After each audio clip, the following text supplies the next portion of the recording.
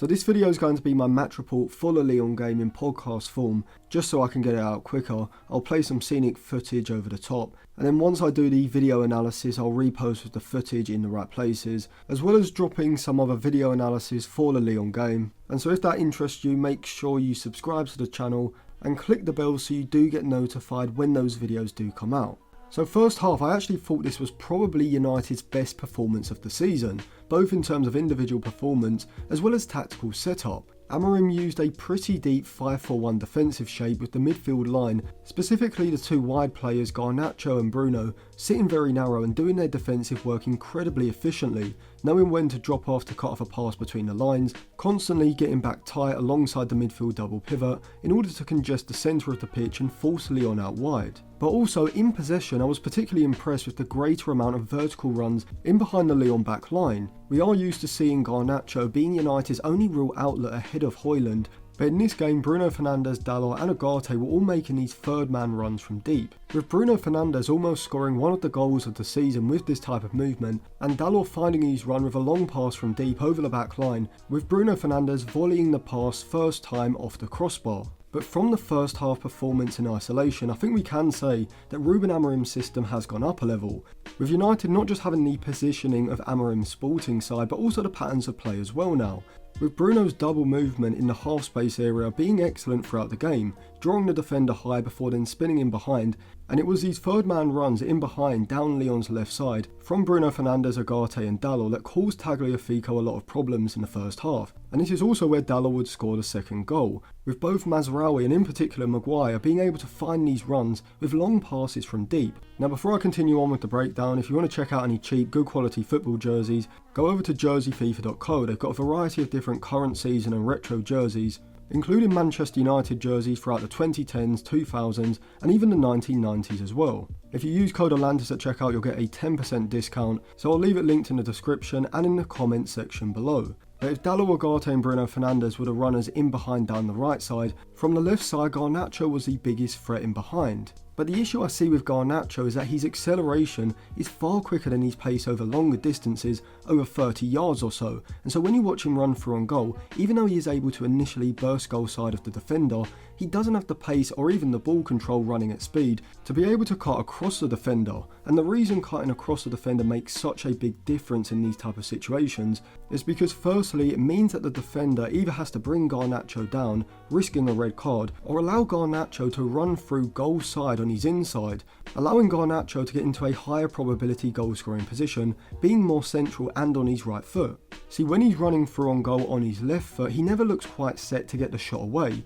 and even when he was able to cut back inside onto his right foot, sending the defender sliding on the floor, he still looked like he didn't have the composure to set himself optimally for the shot, resulting in his shot going straight at the keeper rather than him just calmly opening up his body and slotting it into the far corner. However, his ability to get into those positions, even if his end product is often rushed and sometimes just wastes the shooting opportunity altogether, is still very impressive for a player in his early 20s. See, decision making and composure in pressurised situations is something that young players tend to lack, and I think give Garnacho those mental attributes, which I do think he will eventually develop. I think he transforms into a player capable of getting 15 goals in the Premier League and over 20 in all competitions. Despite his lacklustre finishing, he has got 10 goals in 50 games in all competitions this season, which has already matched his record from last season, and a lot of those goals last season did come in clutch moments, with the header against Chelsea and his goal in the FA Cup final being two that come to mind. Now out of Garnacho and Højlund, I'd probably prefer to keep Garnacho, as although Højlund's link-up play with his back to goal is slowly improving to the level where he isn't a liability in the attack, and he is able to retain possession and keep the attack flowing, I just think that Højlund has a lot more he needs to develop in his game in order to reach the elite level. Garnacho just seems to have some chaotic capability to consistently be able to make something happen, even if a large proportion of the time it does break down due to his final pass or decision. Højlund, to be fair, is now doing a lot of the basics quite competently, with his movement around and inside the box improving massively from a few months ago. But with players like Garnacho and even Xerxes as well, they do seem to be able to consistently create chances for themselves in and around the box, with Xerxes flicking the 1-2 exchange around the box with Bruno Fernandes against Newcastle being a perfect example of this, and I just don't think Højlund has the same ability. See, at the moment, Garnacho's game is very instinctual. He's actually better when he has less time to think than when he has more, reminding me of a young Raheem Sterling. And we saw this in the build-up for Agate's opening goal, where Garnacho made a diagonal run across the pitch when United worked the ball down the right side in the final third. Bruno Fernandes' cutback was directed in the perfect area, and also Højlund did well to open up that space by getting across the centre-back, dragging him deep towards the near post. And in this situation, Garnacho's first touch running at speed under pressure was perfectly weighted, as was the cutback into the area for Agate to run onto, whose late run from deep is exactly what United need more of, simply to get greater numbers inside of the box and set up shooting opportunities like this one. Now, in terms of going forward into next season, ideally I would say loan Garnacho to Serie A for a season, and then sell Højlund for around the £38.5 million that we need to sell him for in order to not make a loss on the books, allowing us to then use the £12.8 million a season that we would still have to pay on Højlund for the next 3 years on a better finisher and overall goal scorer, because that is clearly what United are lacking at the moment. Someone who's clinical enough to finish those big chances in big moments of the game. Garnacho on loan at Atalanta for a year, I think he comes back to Manchester United in 26-27 as an out-and-out starter for United, even with greater competition in his position. And then in the 27-28 season, we'd see Garnacho develop into one of the best inside forwards in the league. The question is whether United can afford to strengthen as they need to and not cash in on Garnacho this summer. There have been reports that we've dropped our asking price to around £34 million for Garnacho, but surely that's not true. I mean, Napoli were reportedly offering around £40 million in January, and there was talk of Chelsea being interested even when the deal was valued at £59 million. I think if Garnacho leaves, it's either for £60 million up front or something like a £40 million deal to Napoli with a buyback of between £60 to £65 million,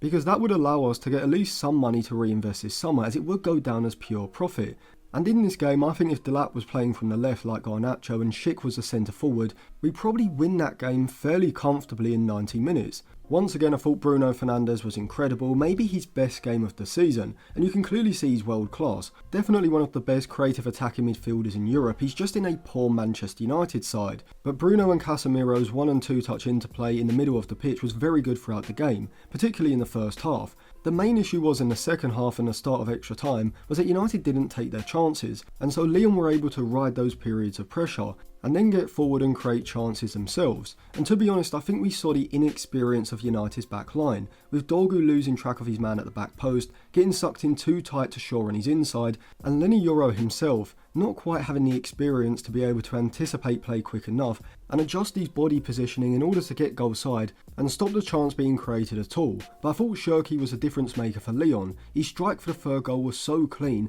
and his performance at Old Trafford, at least when it was 3-2 anyway, seemed very reminiscent of Kaká's performance for AC Milan during the Champions League semi-final in 2007, with the white shirt and black shorts making those vibes even stronger. But in regards to Cherki, given that he's reportedly available this summer for around £20 to £25 million,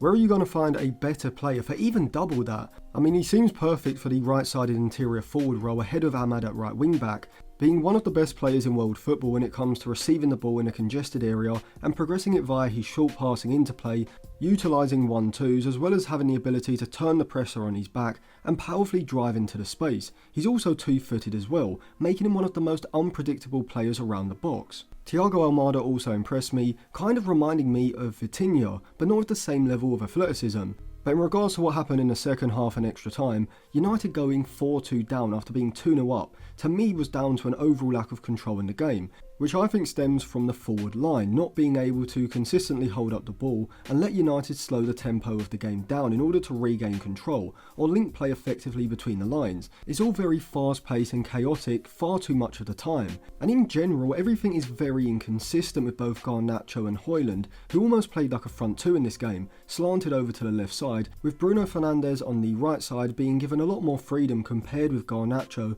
not just making movements in behind, but also drifting into central and deeper areas in order to receive the ball to feet and be a playmaking threat that way. But I also think using two natural fullbacks at wing-back alongside two destructive midfielders in Casemiro and Agate does limit the attack from a personnel point of view. I thought Dalot's forward runs and long passing was a consistent threat, as was Dorgu on the other side with his over and underlapping runs, where he was able to get into a few good crossing positions, with one low cross across the box being one that comes to mind. But even then, I kind of want the output from my wide centre-backs when they join the attack, and even greater crossing, dribbling or ball carrying ability from those wing-back roles, which is why I think using wingers like either Ahmad or Bendito Mantato at wing-back is the way Amorim has to go forward, and then you can still keep Dalot's forward runs and passing by using him as a more offensive option as a right-sided centre-back when United are chasing the game or need a goal. And once we got the penalty for 4-2, I sensed we'd come back with Bruno Fernandes scoring from the spot again, and then playing an integral role in progressing the ball into the box for Mainoo's goal, and even in the in-game Instagram group chat where I do put my analysis throughout the match, I said around the 90th minute mark I could see Maguire scoring from a header in extra time, as he usually does, and he ended up doing. But to me, this raises the question of why we don't push Maguire further forward earlier on in games. Now, of course, I'm not saying it should be every single attack, but maybe once every 4 or 5 attacks, because fundamentally we look most threatening in terms of scoring a goal when Maguire is in the box at the back post, with the 2 centre-backs in the back line, as well as the 2 ball winners in Casemiro and Agate, being able to provide the defensive security behind for Maguire to push further forward and make these runs from deep into the box, and actually provide United with a significant aerial threat inside of the box from crossing positions, which throughout a game is surely going to allow us to pick up better chances, and not just in the last 10 or 15 minutes. So overall, first half excellent, second half I thought we were a bit too conservative, and poor individual output in the final third and inexperience at the back costing us. I thought Cherki was sensational throughout the game, and I will be doing more videos on him, so let me know your thoughts in the comment section, and if you want to check out any cheap, good quality football jerseys, go over to jerseyfifa.co. You can use code Atlantis at checkout to get 10% off. I'll leave it linked in the description and in the comment section below. And if you do want to sign up to my Patreon to read my articles or get access to the in-game Instagram group chat, I'll leave it linked on the end screen now.